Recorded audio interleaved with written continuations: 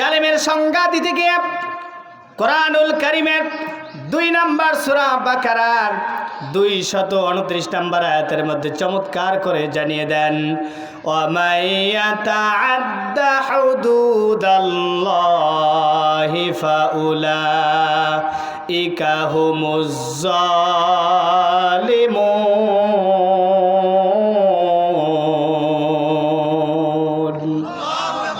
আরেকটু জোরে বলেন আল্লাহু আকবার।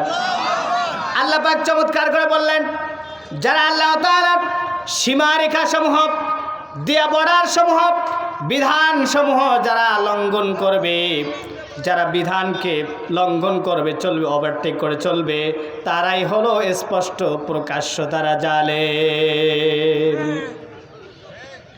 তাহলে এই আয়াত থেকে আমরা বুঝলাম, যারা আল্লাহ তাআলার বিধানকে যারা ওভারটেক করে, যারা বিধান মানে না, সীমারেখা বর্ডার যারা ক্রস করে, এরা হলো জালেম। আল্লাহ পাক আর এক জায়গায় বললেন, ওয়ামান আযলামু মিম্মান ইফতারা আলাল্লাহি কাযিবান আও কাযযাবা বিআয়াতিহি ইন্নাহু লা ইউফলিহুজ জালিমুন।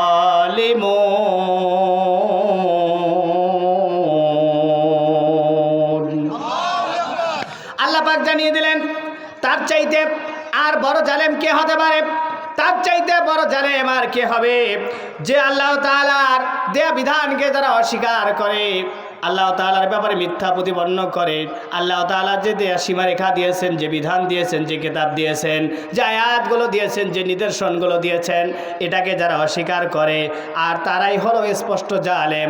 আর ইন্নাহু লা ইউফলিহুজ জালিমুন, জালেমরা সফল কাম হবে না। আল্লাহ পাক আরেক জায়গায় তাদের পরিচয় তুলে দিলেন, ওয়ামান লাম ইয়াহকুম বিমা আনজালাল্লাহু ফাউলাইকা হুমুজ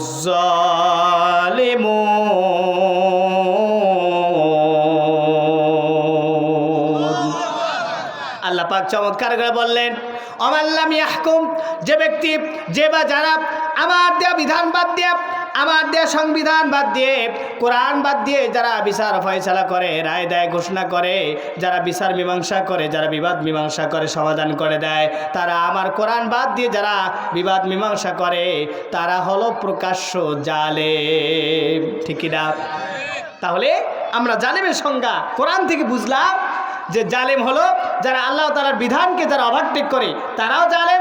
এই বিধানের বাইরে নতুন কোনো বিধান তৈরি করে যারা বিচারের রায় দেয়, তারাও জালেম।